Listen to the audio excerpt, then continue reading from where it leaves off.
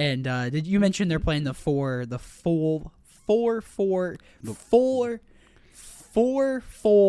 copies of Generous? And yeah, oh my gosh. The full 4. Yeah, the full 4.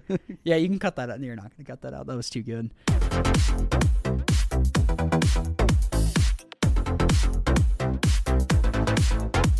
Welcome back, everybody, to another episode of the Common Ground Podcast, your favorite podcast where we talk about your favorite format, Pauper, the only format where only commons are legal. Maybe the only format. Also, Pauper EDH. But you can play an uncommon as your commander. So, not entirely the same thing. Ha! My name is Cameron Schindler, your host, joined as always by the...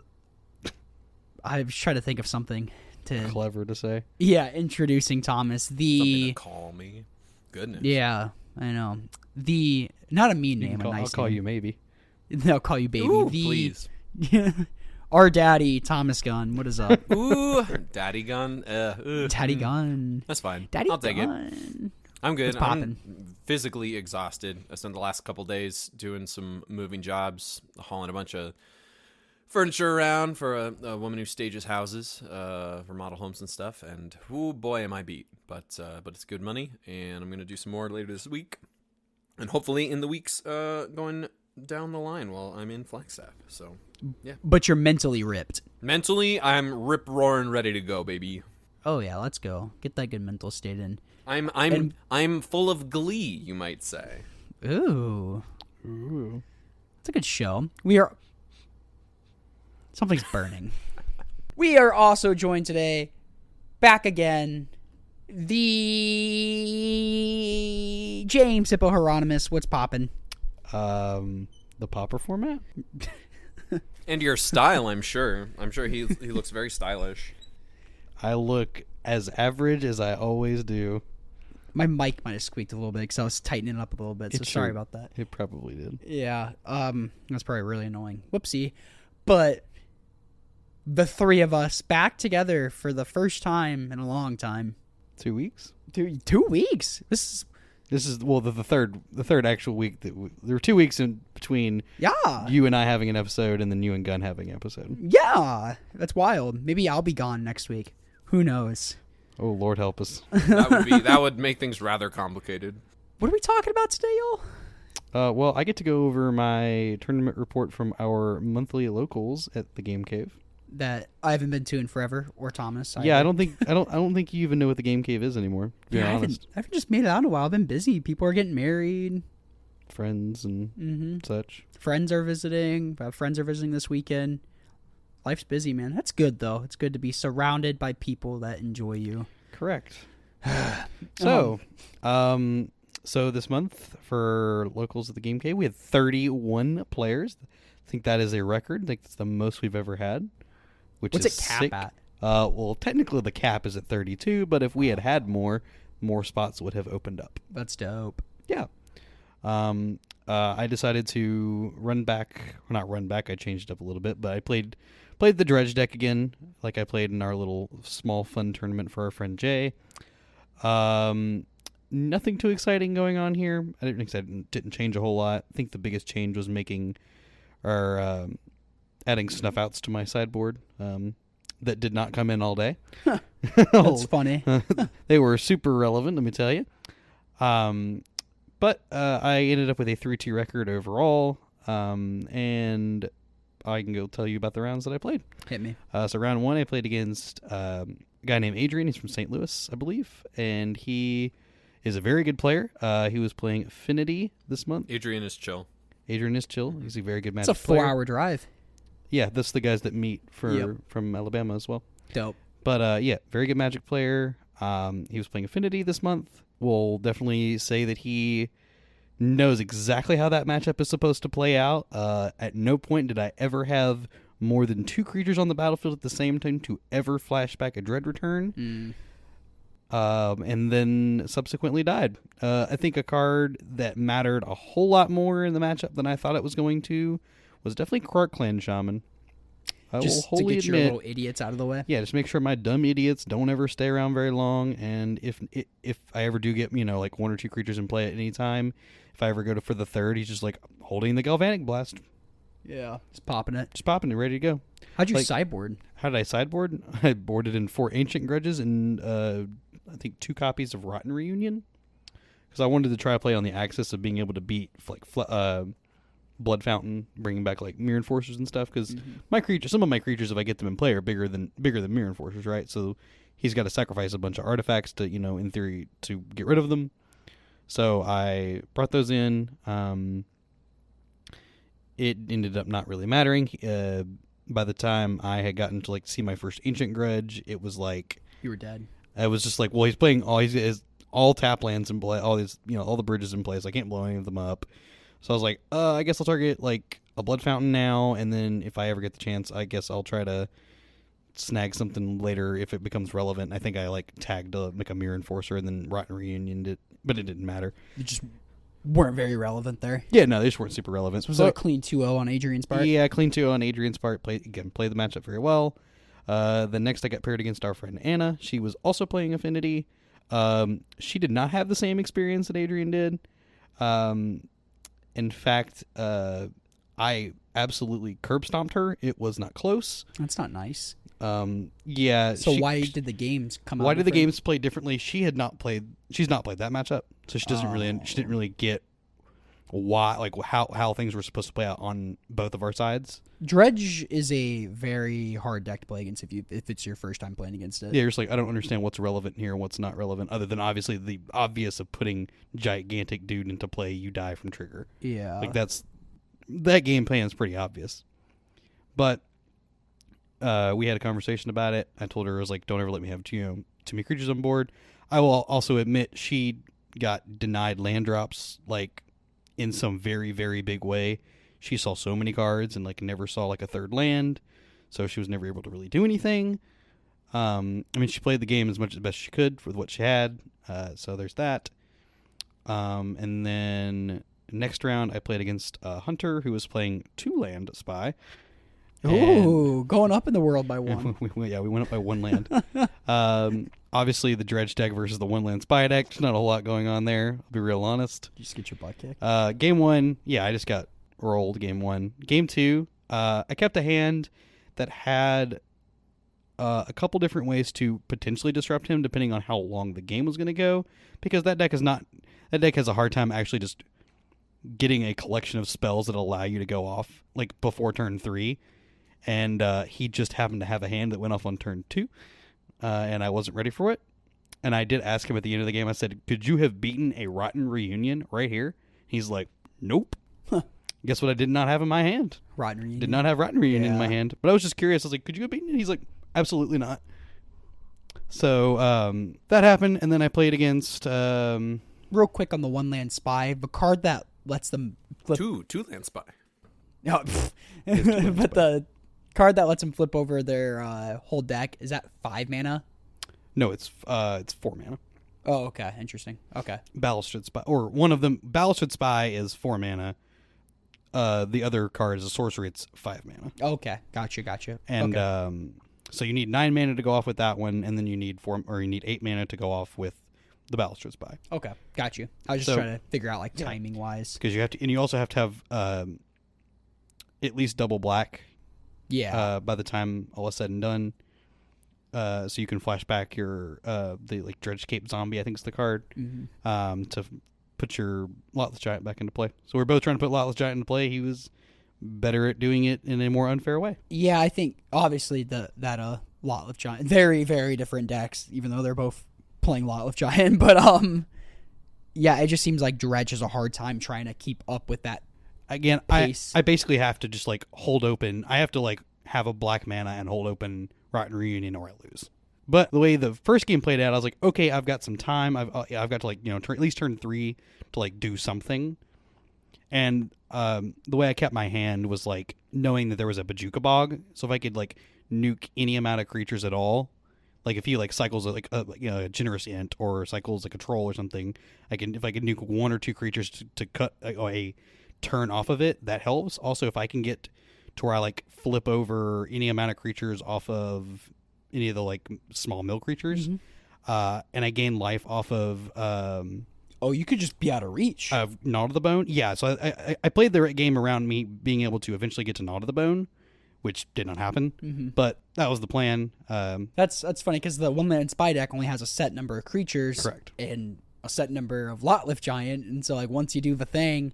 Oh, it's one Lotless Giant. Okay, so, like, say if you dome them for 20 and they're... At 23, you're like, oh, cool, I have no library past her, and you die. Yeah, you die. That's funny. So, yeah, if I had been able to get to Gnaw to the Bone at once, I win. If I'd been able to Rotten Reunion, I'd win. That deck's surprisingly fast for, like, needing 8 mana to win the game. Yeah, I mean, well, so I think, like, in one turn he went, it was like, Petal, Spirit Guide, Dark Writ. Yeah. I think that was or plus, like, lands. And I was like, okay, well, yeah, I guess I just lose. Mm-hmm. So, that was round 3. That was round 3. Round 4, I played against Mono Red Kodoltha. I got to cast, like, I don't know, 4 Gnaw to the Bone in game 1. Did you win that game? I did. That's wild. I think I gained upwards of 70 plus life in that game. At some point, I'll honestly admit I was playing with my food a little bit. Not ashamed. After getting your butt kicked? Yeah. My games were so fast against Hunter, I was like, I'm just gonna play with my food. I'm just gonna gain so much life that it doesn't matter. Yeah. And then my opponent didn't actually know how my deck worked. He's like, I don't know how you're winning. So I was like, we're gonna keep playing. I was like, oh, that's fine. So we played, and I put a Lotless Giant, and they died. Yeah, that's fair too. If they don't, like I don't really know how you're winning. Like, I understand you're a dredge deck, but I just don't know how you're winning. I was like, okay, that's fine. And then game 2, very similar. I played through 2 relics. Game 2, he kept a 1-lander. I'm sorry, he kept a 2-lander with a Kodoltha. So he fired off it on his own Great Furnace, which probably cost him because he was never able to double spell ever again for the rest of the game. But I did beat through 2. He's like, man, you beat through 2 relics. I was like, well, yeah. The first one was like not that good, and the second one was like not that good either. By the time I found an Ancient Grudge. Oh, okay. So forcing him to pop it. Yeah, force him to pop it. So it was like kind of wasn't that good. Yeah. And then at that point, I'm able to, like, since he's not able to do anything, I'm able to just put a creature into play and block at that point. And then I just like I think that game I cast like 6 Gnaw to the Bone because it was just like lol at that point. Yeah, the deck seems really brutal against Mono Red Kodoltha if you're just if they don't have like a like powerful kill like very quickly. If I get like 1 Gnaw to the Bone off, it's pretty hard for them to win. Yeah, it's just like even if they have a fast start, it's like you maybe have like you play a bunch of little idiots, so it's like hopefully you can set up a few blockers before you get to that Gnaw. Oh, that was the idea. I was just playing like Satyr Wayfinders and the Railbelt Mavericks and stuff like that, so I can. And it's like your dinky dudes find you the life gain too, which is nice. Yeah, so, and if you chump it, that's 1 more creature in the yard. Yep, exactly. Fun. And then, unfortunately, my Rasputin opponent would rather have played CDH with their friends that they all met up for the weekend. So I was like, all right. So I got to go watch some other friends play, and then also some games of Love Letter. So you got the concession there? I did get the concession there. Overall, how'd you feel about the deck then? I like having more agency over games. This deck does not provide that in basically any way. Yeah, you don't choose what you mill over. Yeah, you do not get to make a lot of decisions on how the game plays out a ton. So I don't know that I'll go back to it like right now. I may go back to it at some point where it just like spikes a weekend or something like that. But the deck is fun. I mean, the game, like, dredging is a blast. Like, honestly, my favorite part about the whole deck is when the interaction between Scrapwork Mutt and Stinkweed Imp. Like, getting to do that is so much fun. Is this additional cost? Do you discard then draw? Yeah, it's discard then draw. Yeah, so you get a mill 6 or whatever. Yeah, I get a dredge 5. A dredge 5. 5. Okay, thank you. Yeah, I get a dredge 5 off it. And I was able to like some turns I was able to like do 2 in one, like 2 or 3 in one turn. So it was super sick. But yeah. People have also kind of learned that the graveyard hate is the thing that you need. Also, with Affinity playing main deck spell bombs, it makes things a little bit harder too. Yeah, it's annoying. I wasn't exactly sure how many Adrian had in game 1, so I tried to play safely around a second one because if at any point he had it, I was just kind of dead. So I tried to play maybe a little too conservatively and probably shouldn't have.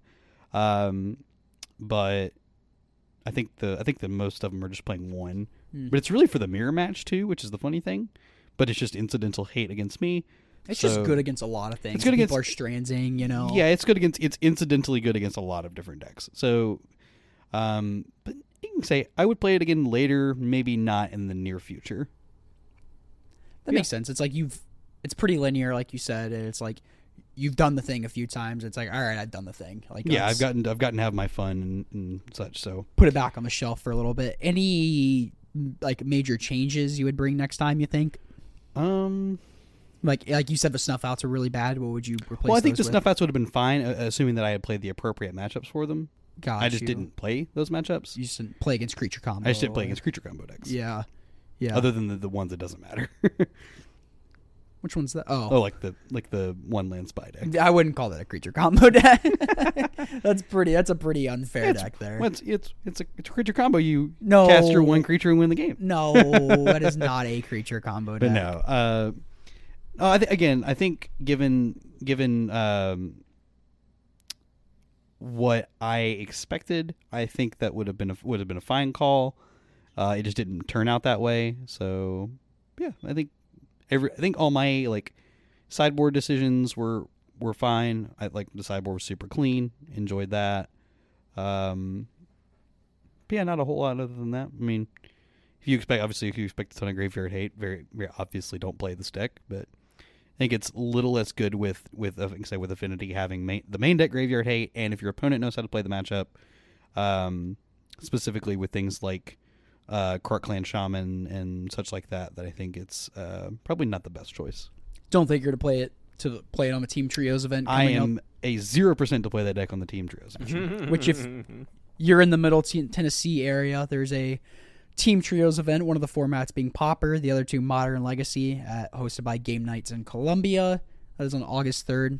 It'll be pretty sick in the Middle Tennessee area. Yeah. There you go. I'm excited to play. Hippo and I will be there. Different teams because we got to play Pauper for that content. That's right.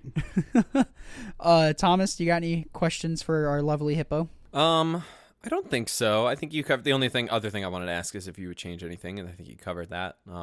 No, I mean, I'm not surprised to see that like Dredge may have had like its quick little spike in viability / popularity, and then it's gonna kind of maybe die back down, maybe not super keep up with some of the MH3 stuff going on, but it'll come back. It always comes back. It always has a resurgence. Yeah, I think it's just one of those decks like Elves You just gotta pick your weekend. Yeah, it's just exactly. It's a deck, and it'll win sometimes, and it'll do well sometimes, and sometimes it will not. And that's kind of another cool thing about the fact that I own so much of the format is I can just kind of choose when to do that at any random time. Mm-hmm. So. Mr. Moneybags over here. Oh yeah, the Pauper format so incredibly expensive. Owning all these commons. Ooh. Shall we move the challenges, or shall we talk about this Basking Brood Scale deck first? I think we should talk about the Glee deck. Yeah.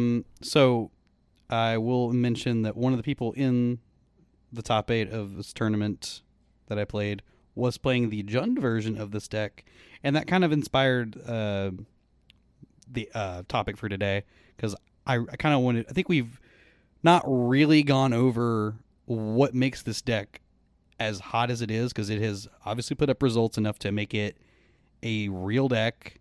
I do not think it's just a flash in the pan. No, it is the 5th most played deck if you just open up the Goldfish page for the Pauper meta. Like it's climbed very quickly. It clearly has something going on that is very good and very powerful, and people are obviously gravitating towards it for a reason. So I think we would take this little bit of time to go over exactly what's going on with this deck and why it's winning so much. So for those who don't know, like the base of the deck, it is built around 2 cards, Basking Brood Scale and an enchantment called Sadistic Glee.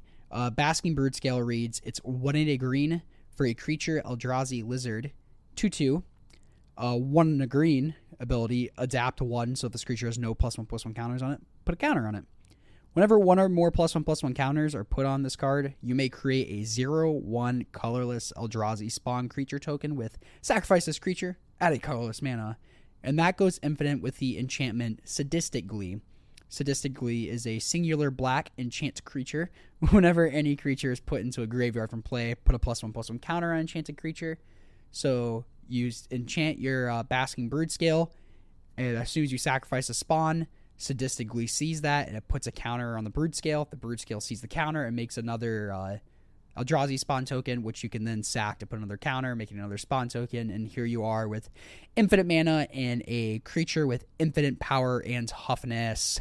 And so another cool part about this deck is that there's not a definitive best way to build this deck yet. Yes, You're seeing a lot of different stuff. There's a lot of different ways to build this deck, and I know our friend of the podcast, Drew Carlson, played the Jund version with a Writhing Chrysalis as more of a backup plan. So you can also just play the super fair game, which I think is probably, if I were to play this deck, that's how I would go about it.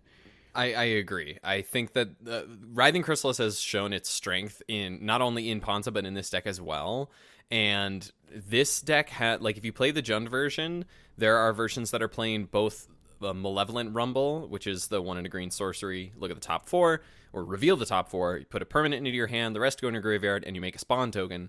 And the Cleansing Wildfire, which is the 2-mana red sorcery. You destroy a land, controller gets to get a basic, you draw a card. So if you target your indestructible land, you basically mana ramp. So it has two ways to ramp into 4 mana by turn 3 to be able to just jam out a Writhing Chrysalis. And against a lot of decks, that is a really big stonewall. Yeah, that's what is really cool about this. Like what you said with the Malevolent Rumble, it's like you can cast that, you can see your options, and like if you hit a Sadistic Glee and you're just looking at your hand and there's no Basking Brood-Scale, and there's like not really a way to dig for that, and that's not what the game's about, you can just grab that Writhing Chrysalis and just use that as your plan B. Like, it's just such a solid plan B, and it can buy you time and could even take over the game if you go Writhing Chrysalis, you know? Yeah, and the fact that your Rumbles dig into Writhing Chrysalises as well while making a token that bumps up the Writhing Chrysalis is just this whole thing. And then you've got some of the like other mid-rangey versions, which don't seem as appealing to me personally.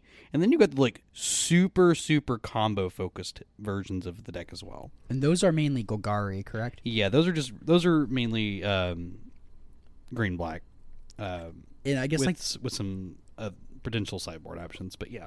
And the main difference between those, it seems like the Golgari version is a lot heavier in the Snakeskin Veil and Tamiyo's Blessing for protecting the combo, while like this deck doesn't, like the Jund version doesn't have those in the main board to protect the combo right off the gate. It's okay with it getting disrupted, and maybe it'll try again in the future turn. Yeah, this one's trying to play the game a lot more careful, or the Golgari like all-in combo is like really trying to like pick its spot. Like, it can't afford to lose any one piece of this. It just becomes kind of disastrous for it. Yeah. So again, I personally am less interested in the like Golgari version because it's way more fragile and it's way more easily disruptible, I feel. And you're not able to like really put any pressure on other than exactly the combo. So I can say I'm less interested in that one, but like say things like the Jund version, that is way more interesting to me. I will say a point in the Golgari. I agree with you that if I had to pick, if I were playing Brute Scale combo in a tournament, I would probably play a Jund list with Chrysalis as the backup plan, just because I really haven't been enjoying Chrysalis's play patterns. At least on my side of the battlefield, which is a whole other story. But for a point in the Golgari deck's favor, being able to just slim off of some of the, like, you're not playing Chrysalis, you're not playing Cleansing Wildfire, you get to clean up your mana a little bit. These decks are often maxing out on effects like Duress or Mesmeric Fiend, just being able to clear the way for the combo a little bit more consistently than maybe the Jund lists might be able to, which of course the Jund lists make up for it by having several other plans to go down. But I think being able to make room for the direct hand disruption is also a point in favor, and also could come up in some other matchups as well, like in other combo matchups or things like that. And I agree with that. I think it's important to say too, what the two decks share as a core they're usually all playing the Malevolent Rumbles, and then they're playing a number of these Deadly Dispute Ichor Wellspring packages to churn through the deck and draw. And, of course, the Basking Broodscale Glee combo. This honestly reminds me of Splintertwin. This is just Splintertwin for Pauper. So you're playing this like dinky, or on the Jund side, really. You're just playing like this dinky mid-range deck, and then you're just like, oops, I win. Yeah, for sure. And some of the ways that you win in the Jund deck mainly comes down to copies, or one copy of what's that silly card from this new set? Molten Gatekeeper. Molten Gatekeeper. Yeah, Molten Gatekeeper. And that has Unearth itself. Correct, which is an awesome part of that card. That says whenever a whenever a creature enters the battlefield under your control, it deals 1 damage to each opponent. So if you make infinite tokens, well, they're just going to take infinite damage. There's that one, and then there's also the route of you eventually will make enough creatures to... we always have one creature out. Yeah, you have one creature out, but you can kill them with... you have makeshift munitions, yes, but you have infinite mana. So how it works is, because you have infinite mana, you can sack the token to the makeshift munitions, deal them a damage. Your Sadistic Glee will see that a token or creature went to the graveyard, and it'll trigger putting a counter on the Basking Brute scale, and you'll make another Eldrazi token, which you don't need to sacrifice for mana because you already did that 600 times. You can just keep sacking them to your makeshift munitions. It's convoluted how this works. It's not like particularly intuitive how it works, which is cool for Pauper, honestly. But like because of that too, this deck is so resilient to graveyard hate. Like it can be annoying because like you might not be able to get stuff back if you're playing Evolution Witness, or it might snipe your Molten Gatekeeper. But like once you have the combo going, a Relic or a Nihil Spellbomb, it doesn't stop this. Just because nothing's really coming back from the graveyard. You're just sacking tokens. Yeah. Like I think I said before in a previous episode, if we had something more akin to Rest in Peace or Leyline of the Void that actually stops creatures from dying and they exile instead, that would stop the trigger from Sadistic Glee. But since like you're not bringing anything back from the graveyard, it just doesn't matter. You can just eat a relic on the chest very easily. And do you know when our friend played this deck, do you know how much of their games they actually won just by having a big dumb idiot?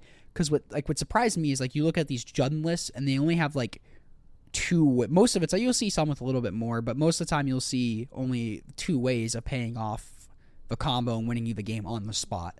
It's the 2 that I just mentioned, the Gatekeeper and the makeshift munitions. Yeah, I didn't actually talk with him a ton about it. He was very impressed with the deck. I do know that.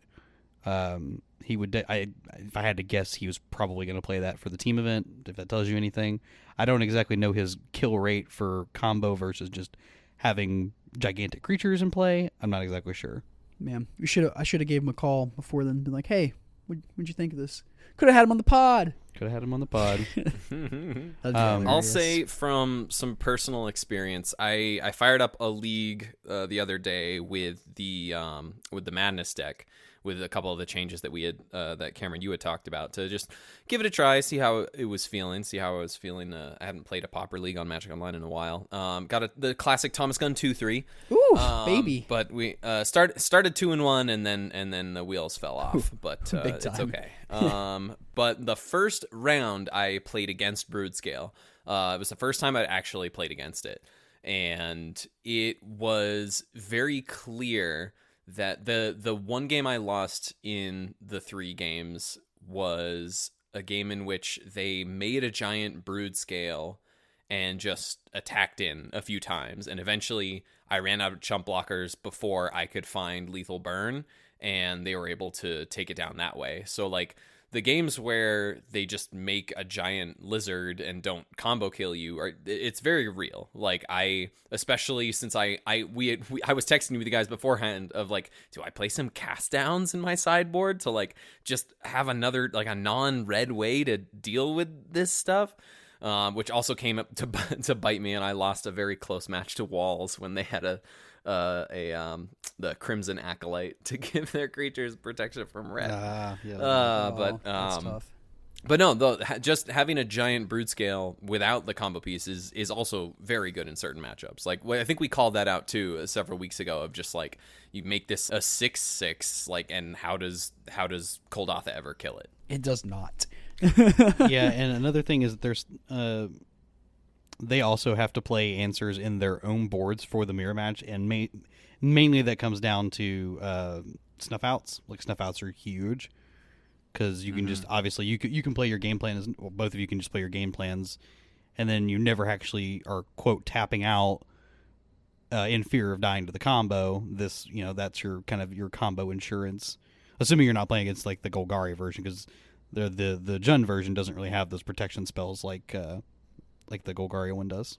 But assuming that you were playing some of, like, other top decks in the format, like, ways to stop this from, like, we'll say the affinity side. Yeah, what are you afraid of when you're playing this deck? You're just afraid of the brood scale itself. That's really it. As long as you keep the combo at bay and you're able to deal with some chrysalises, which I think that might be the sticking point, like for affinity, to just like deal with some 4/5s that can get bigger down the line. I was gonna say the good thing for them is that most affinity decks are playing some number of cast downs, so they do have clean answers to like something like a Chrysalis. Also, aside from Chrysalis, they do have, like, say, like the Karkland Shaman plan. It's also very good there because it just wipes up all the small idiots very effectively, because they can just sack all their trinkety stuff that they make, like treasure tokens and blood tokens and all that good junk. Limbus or Deadly Disputes. And all that. Yeah, all the little Ickers, thank you. All the cardboard that you have randomly put on the table. If you're a magic card printed. You could also activate Shaman, like if they just play a naked brood scale, you can just also activate Shaman, like activate, hold priority, activate again, and just yeah. I would absolutely fire those off as soon as you can, because if they're like trying to go for it like immediately, it's like, yeah, I'm gonna just do this now. And the good thing about that is that it actually is a super clean way to beat specifically the Snakeskin Veil part of it. Is because it's not a targeted thing. You're just dealing 1 damage to everything. Got you. Yep. That's good against the But you just, like, as you said, hold priority. But you can play around it by sacrificing however many things you need to play around that. So and a lot of the Jund list are themselves playing 2 Karkland Shamans too. I think is that what you're initially going for, Hippo? Yeah, they also do play some number of them as well. And so why is that, you think? One, it helps clean up the mirror a little bit. You can play the games in a way that you can set up scenarios where it's good for you but bad for them, kind of things. Like where you have like a Chrysalis on board, and then your opponent like doesn't have Chrysalis on board. You're like, okay, cool. Well, I'm just gonna Wrath your board, but I have this gigantic board because my Chrysalis is now, this gigantic. Gigantic. Yeah, it's just it's some. I love that. Some indeterminately large. Yeah. Big creature. Dude. Yeah, it's just some big thing. Probably just helps clean up against the aggro decks too. You just like sack 2 artifacts and just wipe Koldatha's entire board. Some madman's playing White Weenie. Actually, it's not even that good against. It's not as good against White Weenie as you think it is. That's true. If you have like Glenhawks, I guess it cleans up the Thraven Inspectors and all that stuff. Yeah, it cleans up all the ground dudes, but that deck has a bunch of flyers too. Yeah, that's true. That's very, very true. But yeah, no, I think this deck is here to stay. I think it is very good. I think that once people have more so figured out how the play patterns about it, that they'll be able to fight it a little more effectively, because obviously it has done very well. It did very well at Paupergeddon. It's done very well in the challenges post Paupergeddon, and I think it'll continue to do well. But I think it's a pretty clean combo deck with a nice backup plan. And even with Gardens winning the Super Qualifier last week, I guess I haven't looked at the data. Do you know if Kerbunski posted the data? For which one? For this challenges? Mm-hmm. Yes, he did, because he won. Oh, cool. Just like skimming through the list, it didn't seem like there was a ton of Gardens. So Garden split the finals. Oh, one of the challenges? Yeah. Oh, dope. With Kerblinski. Oh, that's awesome. But besides that, I guess like still like Garden split the finals. It doesn't seem like there was like a ton. Like there's never like an over representation of Gardens, especially like on Moto. So it seems like. Yeah, again, I've mentioned it before, is that Gardens falls into that really awkward spot of being a Finishing your very games. good deck, but having a hard time finishing your games. Yeah, and I feel like what's the word? Like it just would eat up this deck. Yeah, it seems like this would be Gardens would be a pretty good deterrent for this deck. If that, yeah, we'll just leave it at that. If Gardens became more popular, this deck would have a very hard time, I think.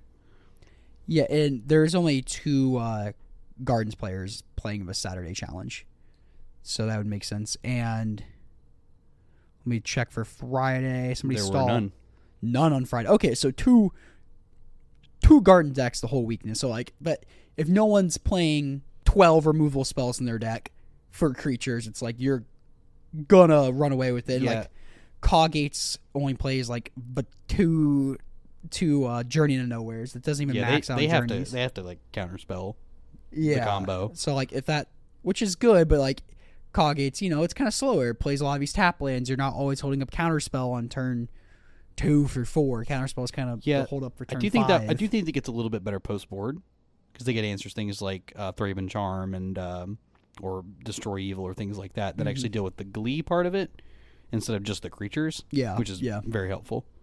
Another thing is that over the challenges over the weekend, the challenge on Friday, this deck had a hideous win rate because again, people started to figure out what it is.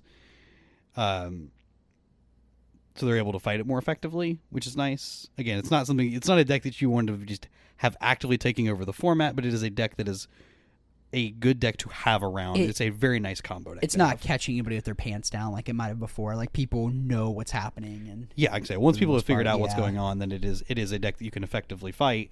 So yeah, I think it's a great deck to have in the format in that capacity. So sideboarding against this deck, we said Snuff Out's probably some copy of Duress to hit this yes, I think it's more specific. It's even better against the Golgari version. The Duresses are because they have so many more just non-creature spells. Protection because they only spells have and 2 stuff creatures too. in the deck. Yeah, or 2 to 3 creatures in the deck. Yeah. So yeah, your Duresses are huge there. Okay, what if you're not a black deck, like red decks? So your red mono decks, red. What am I playing? Red deck, you're just gonna have to be able to kill it. Race them. Yeah, that's true. You're gonna have to be able to kill it. You or race them. Your, point your burn spells at it seems really good too. That's what's surprising. This seems like this has a really good mono red matchup as well. Just because, or mono red has a good matchup against it, just because their burn spells counteract as their removal spells as well. Yeah, I mean they're only playing so many that are instant speed. Keep that in mind. They're playing Lightning Bolt and Galvanic Blast. Mm-hmm. Maybe a Fire Blast. Sack 2 mountains, kill your Basking Brood Scale. I mean, sure. Gotta do what you gotta do, baby. That's right. Madness has however many answers. Same scenario. Can a lot more. Fiery Temper, Lightning Bolts, all that good junk.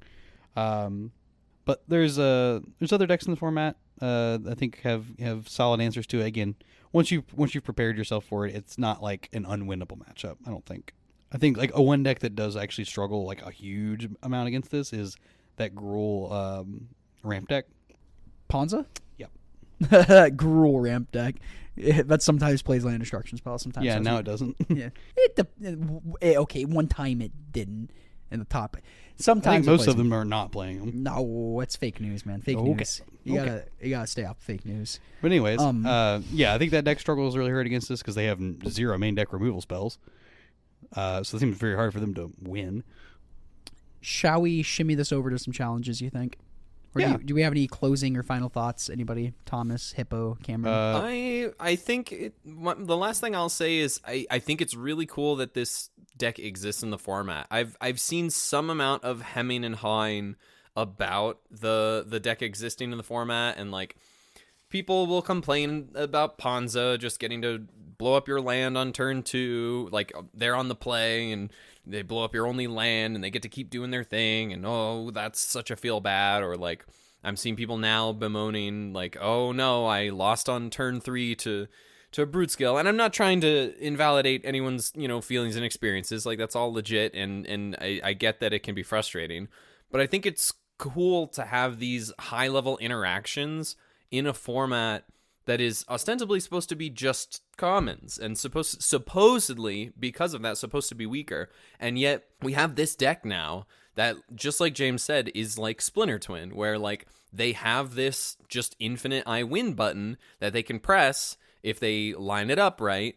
Otherwise, they have a bunch of other stuff they could potentially do, or they can go all in on it like the Golgari list. And I think it's good that there are these skill testing decks in the format that you have to be prepared for, because that, to me, that's what makes a competitive format enjoyable, is to know, okay, these are like the top 5 to 10 decks that I want to make sure I'm ready for. I have a plan against, the matchup, like you called out, James, also in your matchup against Adrian. Like, Adrian knew how to play Affinity versus Dredge, like knew that they needed to keep you from getting a third creature in play pretty much at any time. And like those little minute details that you learn over time from playing a format can be so rewarding once you figure those things out. Like, I've had those moments with Pioneer and Modern and Pauper as well, especially of like when to Fire Blast someone playing Pauper Burn. Like those things just really excite me, and I'm as much as like it can be annoying to just die on turn 3 to an infinite combo in a format of all commons,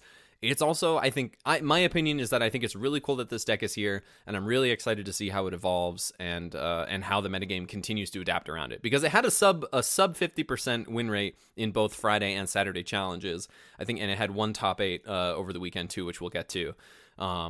So like people know it's a thing, they're getting prepared for it. And I'm just excited to see where it goes from here. It's just it's just a new combo. It's interesting. The deck plays interestingly, and I don't know, like the people that are complaining about it, I think the gameplay sure as hell beats playing against walls or Turbo Fog. Like it's a new. The fact that you have like combo. an actual backup plan instead of just like, oh, I have to win with making gobs of mana to do the wall thing. We'll talk wall specifically, like I have to make tons of mana to do these things. Well, this deck just gets to play just a regular game plan, which is it's a cool thing. Things I alluded to it being kind of like the Splintertwin thing, or if you want to look at the more combo or combat oriented versions, like this is like show and tell plus omniscience. Like I win. Unlike the other like combo decks too, it's like this can beat somebody taking the initiative or putting the Monarch into play. Like this can attack and take that back, unlike a lot of other combo decks, such as like One Land Spy and like the fact that it's a combo deck that just has, like I say, a combo deck that has a mid-range game plan. I'm very that can attack and block. Yeah, I'm very interested in that. That's why I alluded to Splintertwin specifically. And it's like not even like so Splintertwin. It's not like really playing removal spells or anything. And in the main board, it's just it can attack and block, which so many other combo decks and Pauper do not do. The Azorius one doesn't do that. The One Land Spy deck doesn't do that. Walls doesn't really attack and block. Turbo Fog, the counter poison deck. Familiars. Poison Storm. Yeah, Familiars, these orders. Like none of those like really attack and block. So it's just like, or they'll block, sure.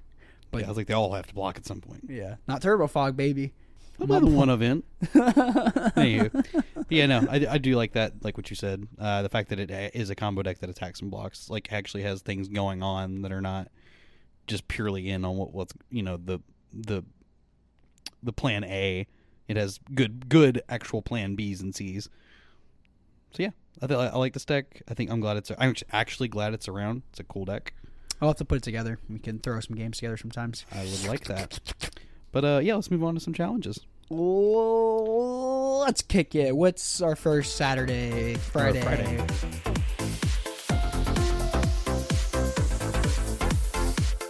Let's do it. Friday. All right. We are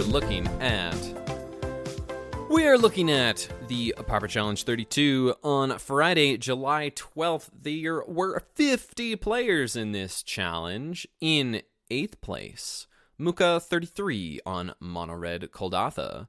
In 7th place, Sebastian Pazzo on Mono Red Koldatha. In 6th place, Etzokrato on Cawgates. In 5th place, Luffy Do Chapeau de Paula on Grixis Affinity. In 4th place, Mahers on Mono Red Koldatha. A nice little resurgence for the Mono Red deck. In 3rd place, Captain Tsubasa on Gruul Panza /Ramp /Eldrazi /Will please come up with a name for us. In 2nd place, Orzhov Blade in the hands of ACAI 2007. And in 1st place with a 9-0 record. I'm not sure if there was a split or anything, but 9-0 on paper. We got Pedro Stone on Grixis Affinity. I'm going to take a quick look at the first place list here. They're on 2 Kenku Artificers, which I think has been kind of trending upward just to make sure you have that indestructible threat. Everything else looks pretty standard. Well, they're on a couple of Candy Trails, which I know comes up from time to time. And a bunch of Blue Blasts in the board. 5 total if you count the Blue Blast and Hydro Blast. Probably part of their success in the top 8 at least. This seems to be the what the de facto Grixis Affinity deck is starting to shape into. Maybe it's just from kind of like people copy and pasting from a certain list, but like you see like the 4 Mirror Enforcers and 1 Frogmite. I've been seeing like 2 Kenku Artificers, 4 Furbish Familiar. We're not really seeing people like play around with like any copies of the Serpent or Gurmag Angular as an extra threat. Like it's pretty consistent on like 4 Icarwell Springs, 2 Thoughtcast, 2 Cast Down, like that kind of stuff, you know. So it's Croissant biting your mic stand. Jesus. Good Lord.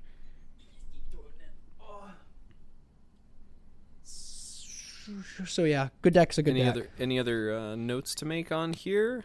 No, I just need to put this together again. I have a lot of I have like 2 full decks put together in Ponza and Madness, and then I just have like a lot of scrap from PH3, MH3, like I was gonna say post MH, pre MH3 decks that are like kind of scrapped out that like I've taken cards out of here and there. So I just need to maybe just consolidate, maybe just unsleeve everything that doesn't have a sideboard. I will note one thought I have was the fact that this like Broodskill deck, you know, is good and like is a real deck that does actually turn a lot of people off from playing, or specifically like the Jund version does turn a lot of people off from playing like Tithing Blade decks.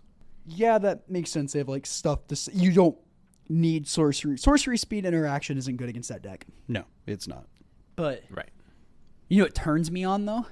What's that? Tithing Blade decks, like such as in second place. I know. Well, that's why I saw that. I saw that and I was like, well, none of the Glee decks, you know, top 8 or whatever.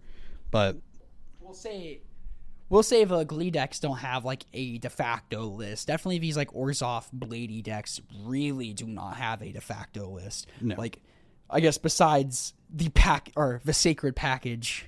The packet. It's Raven, 8 Inspectors, 4 Glenhawks, 4 Core Skyfishers. Yeah, there's like a sacred 20 package in like these black-white decks with the like those creatures I mentioned plus Refurbished Familiar. It's like most of those decks are playing those 20 creatures.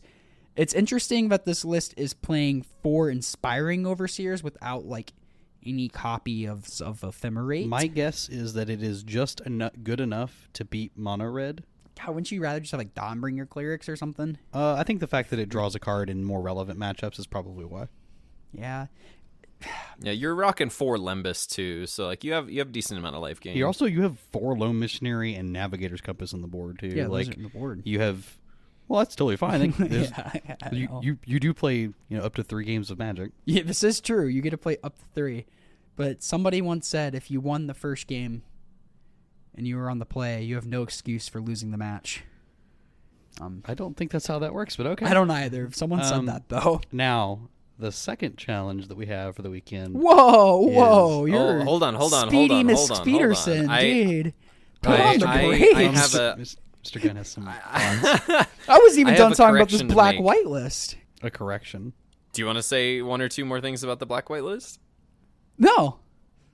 Oh, no. Okay, cool. Yeah. I remember it again. None of that really good prismatic strands. No prismatic strands anywhere. Just zero prismatic strands. The fact that you don't have a way to discard it might have something to do with it. It's just a good card. The fact that you do have a way to discard it. Your opponent's Refurbished Familiar. Okay, that's all I had to say. I bet it's just shocking. It's a good card. And Mono Red was very popular this challenge too. So it's like maybe they would have won with the prismatic strands even. Well, they played against Grixis in the finals. I don't think that card would have been really bad actually. Yeah, you're right. All right. You had Thomas? I have something. Yeah, I have a correction to make. This is not a Ponza list in 3rd place. This is just straight up Gruul ramp. Deck. There's no land destruction unless you count 2 copies of Cast in the Fire as being able to get rid of artifact lands. in the main deck, but they're just on, it's the usual stuff. Plus, they have the 1 copy of Colossal Dreadmask, which we really like. They're playing 4 copies of Eldrazi Repurposer in one of the 3-drop slots instead of Thermokarst. And this is the 2 and a green 3/3 with the Void from MH3, and when you cast it and when it dies, you get to make a spawn. So it's just another one of these bridge cards like Chrysalis, where it's just like you're gonna probably play it on turn 2 a lot of the time in this deck, and a 3/3 is very good stats in the format, especially that early. And then gives you a spawn, and you get to keep going. So they're not blowing up lands outside of the Cast in the Fire, plus they've got some Deglammers in the board too. So kind of stepping away from the Ponza plan and just leaning into just being a good ramp deck. If you're just gonna ramp consistently against your opponents anyway, then like why bother blowing up their lands? Why not just play reasonable Magic cards? So Also, I'm kind of into this. Yeah, I think it's a better direction maybe in the world of Affinity. I'm gonna stand by what I said earlier and say that I do like the land destruction spells because I think it shores up bad matchups. But I like what you just said too about there is a lot of bridges running around right now. Not just Affinity, but there's just a lot of bridges running around. Yeah, like, and the fact that this player chose to play Cast in the Fire says something about that too. Yeah, 100%. Yeah, 100%. Yeah, I was sitting reading through the list, and I clicked Gruul Ponza, and I saw, and I was looking, I'm like, wait a minute, this isn't a Ponza deck. And did you mention they're playing the full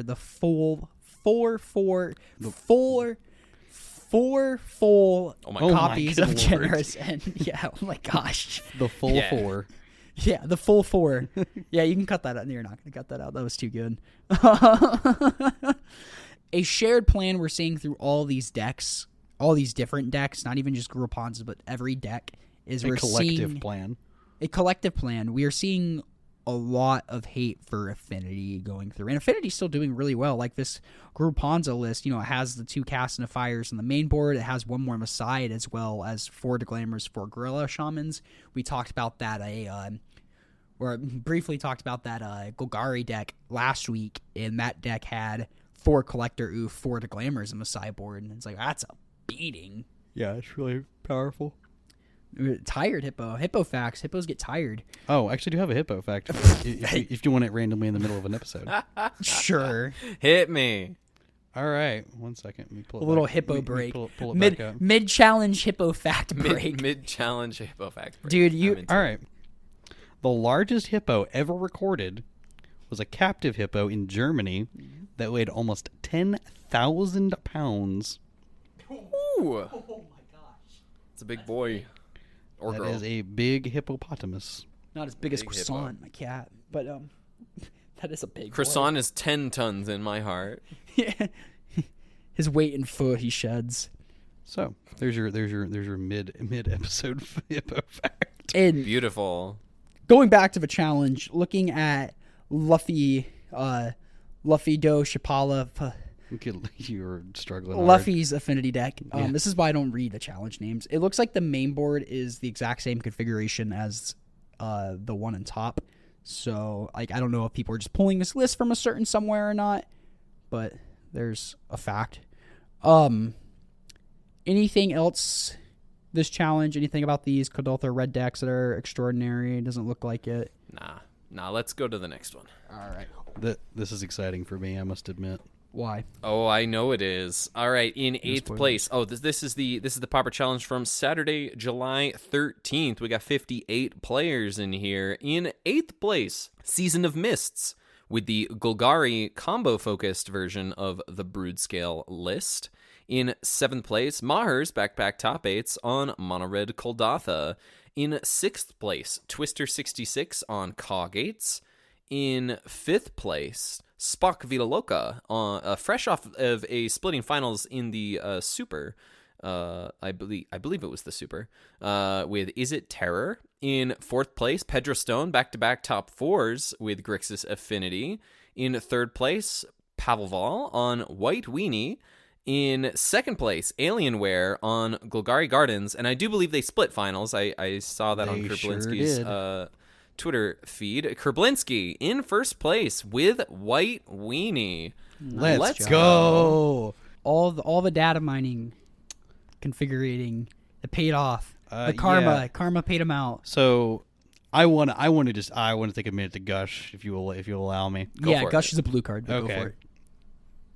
It's also banned. This deck is at this point is a well-oiled machine. If the cool part about it being totally mono white, you get access to just absolutely the best sideboard cards in the format. Besides the black ones, but yeah. And the red ones. And the green ones. No, you just get the best sideboard cards in the format. Green, no. Well, actually, the green ones and the blue ones, they're all pretty good. But no, the sideboard is very, very good. The sideboard here is just the most clean thing, and I am in love. No relics in the sideboard. Don't need them. I guess not. You're right. Don't need them. It's true. Cool, because we're say you're trying to beat the dredge deck. Cool. Strands giant. Strands wins. Yeah, Strands your lot with giant there. Yeah, wins. Yeah, easy for sure. But for a sideboard here, we get the clean 4 dust to dust. Yeah, that no wonder Kerblinski kind of mowed through Affinity, because that's not only the Affinity hate he had. He also had 3 copies of Revoke Existence. So we have 7 ways to blow up artifact lands in the sideboard. All of them exile. Yeah, all of them exile, which is got to be just the most beating on the Affinity side of this. 2 copies of Journey to Nowhere, obviously super clean removal spell, probably very good in the Ponza matchup. 3 Lone Missionary, very easy here. Comes in against the Burn decks, the Madness decks, the Godolpha decks, all that good junk. 1 copy of Prismatic Strands, play 3 in the main. Just bring in the 4th one when you need to. And you had your 2 copies of Standard Bearer. Yeah, with 2 copies of Standard Bearer that you can beat, very easily beat Gates with. You can beat Sadistic Glee. Boggles with it. Yeah, it beats Sadistic Glee. It beats Boggles. It beats That's funny. It beats so many things, and I am super excited that I can almost assure you that this will be what I play for the team event. Well, you're just letting everybody know. At this point, don't care. This deck is hella sweet. Yeah, if you want to hedge towards the one person playing mono white in the room, go for it. Yeah, if you really want to beat me, then pack your fiery cannonades. Go for it. Or Drowning Sorrows. But the cool thing is I have an answer for my main deck, which is all fine. You have 2 answers. I do. Main deck. Yeah. Well, not for the Drown Sorrow. Not for the Drown Sorrow. Yeah. Got 1 for that one. Yep. But no, the fact that I also like that this is playing multiple copies of Eagles of the North, I think is really more effective in this deck. Because you're gonna draw lands a lot, because you do have ways to filter through cards in your deck. You've got cards you're playing the 8 Inspectors, you're playing the Rafine's Informants, you're playing so many ways to draw cards that you'll eventually hit 6 lands. You'll just cast this, give your entire team +1 and in first strike, and your opponent dies. On top of your anthem that you already get to play, that this deck's been playing for years, in Guardian's Pledge. The Raven Charm just looks so good in this deck. Oh, this is the sickest shell for Thraben Charm. You can't convince me otherwise. Oh, for sure. No, I agree. I bet it uses it. The fact that it kills the Glee. This is one of the only cards that people are going to play in their main deck that actually just kill the Glee part and not even the creature. Mm-hmm. But you can kill the creature too. Yeah. I'm saying you can kill either half of this. It has a main deck graveyard card. Oh, there you go. There's your graveyard hate. I said no relics on the board. You don't need them. You don't need them. You just have Thraben Charms. Yeah. It's the secret, the hidden mode on Thraben Charm. Yeah. No, this deck is, again, everything going on here is got me written all over it, and I will very likely be playing this, and there's not much that anyone can do to stop me. Heck yeah. Congratulations, Kerblinski, again. Good work. Also, I want to mention there were a couple other big paper events this weekend, or bigger paper events that happened. I think one was in Brazil and one was in Italy, or I believe. Yeah, I saw there was a 60-person one. I believe this deck also just kind of thrashed those events as well. If you expect to play against Affinity, this deck is what you were looking for. Affinity and Red. Really? Affinity and Red. Yeah, I think it beats both. I think it beats both of them. Huh. Yeah. It beats both of them pretty badly. I have to see that against Affinity. I feel like Affinity could have a good matchup because you can just start gumming up the ground really easily. Cool. I have my flyers. Yeah. So does Affinity. But,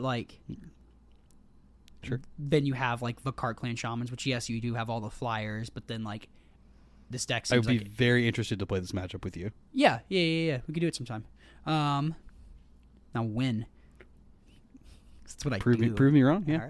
All right. I feel like Affinity just has like a lot of way to counteract the deck as well. Sure, I think that's what the post-war games are for. I think Yeah, the that's true. Like, once you post-war get all games have got to be just the most abysmal time for Affinity. One Dust to Dust, like people will keep hands with 1 Dust to Dust or 0 Dust to Dust against Grixis Affinity, and Grixis Affinity still wins. Like we wouldn't see 2 copies in the other top 8 and a copy of top 8 in this one, and in 9th place as well.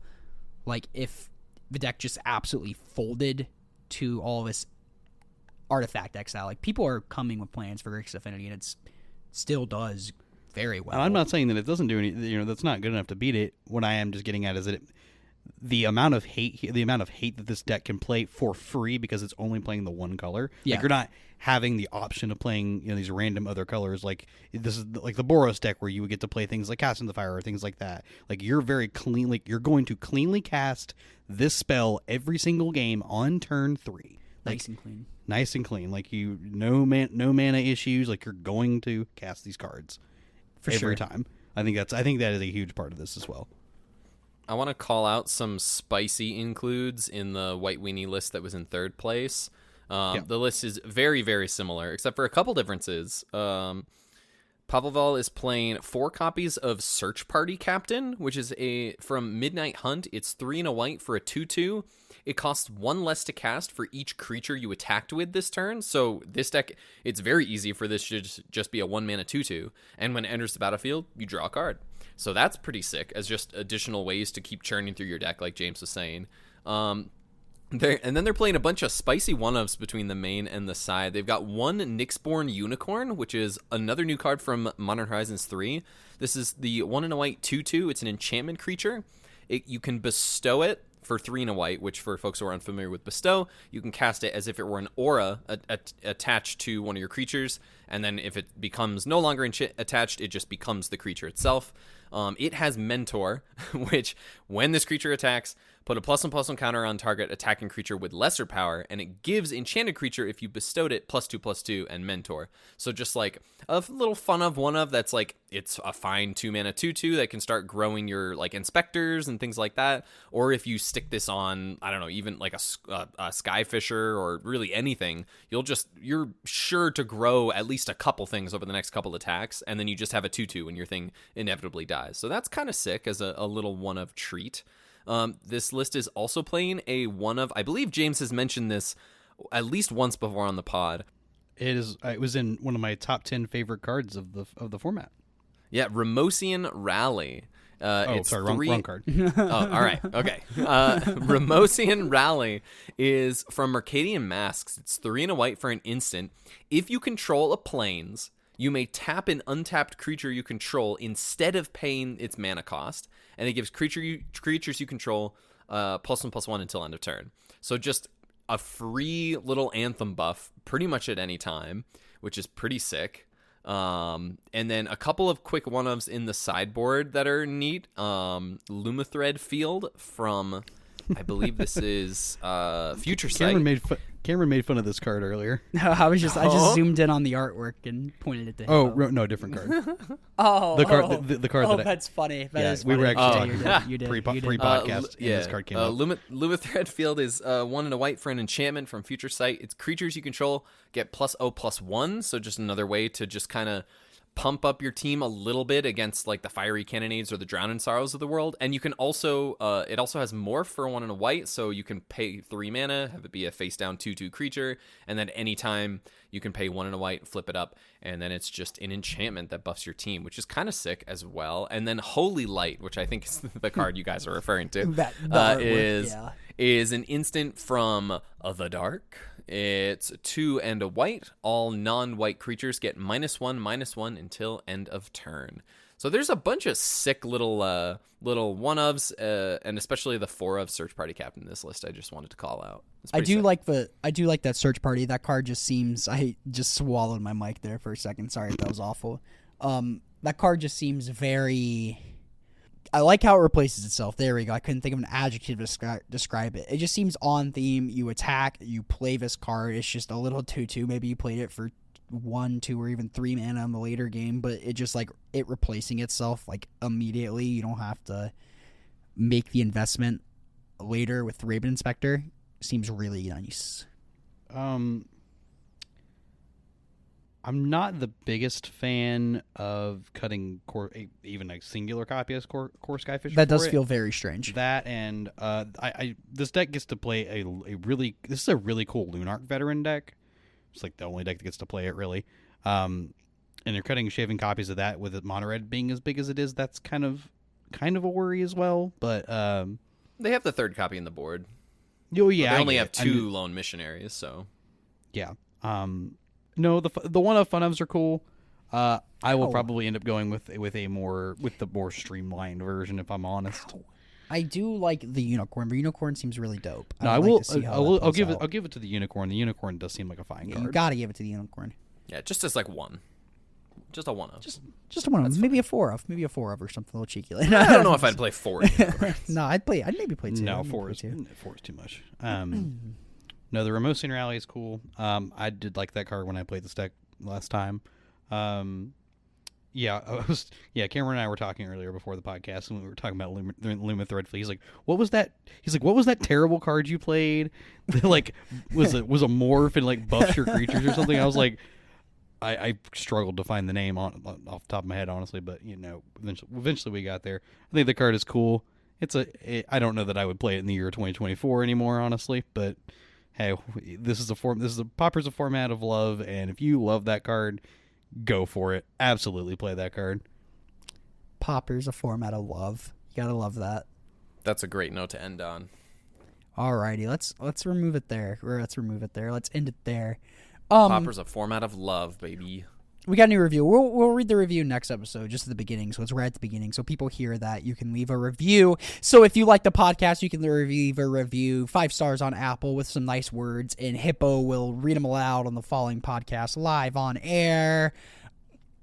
If you made it this far, thank you so much for listening. Leave a Apple review, 5 stars. Leave some nice words. It always makes me smile. Some croissant.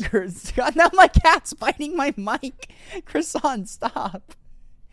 Dude, quick, get through the outro before he leaves. Before the outro leaves. And I'm just laying down on the ground doing the outro with the mic hovering over my face. He's a disaster. You can leave a review on Spotify as well. You can give us 5 stars there. No words, but again, makes me smile. If you have any questions or concerns for us at all, want to give us some topic ideas, sometimes we take y'all's ideas and run with them. You can send those over to our email at commongroundmtgpod@gmail.com. That will be in the description, as well as all 3 of our Twitter handles. If you want to DM us something on Twitter, any questions, anything like that, or give us a little follow, Skaruskis, do it up. I think it's all the plugs. I'm going to say a quick thank you again to Will Hall for being on the show last week. That was a blast. Yeah, it was dope. It was a great episode. Awesome to talk to. If there's anyone that y'all listening would love to have on the podcast, let us know, and maybe we can make that happen. Yeah. Yeah. All right. Thanks for listening, fam. Thank you, everyone. What are you doing? Me? Croissants playing with my mic stand again. Hey! No! Good lord. Oh my You God. should cut the. I don't want to step on the keyboard before he deletes something. Yeah, so I said you should save this. Huh? Yeah, you should save this before. Croissant, dude. I gotta figure out how What is going on? I You should do that. Dude, my mic stand is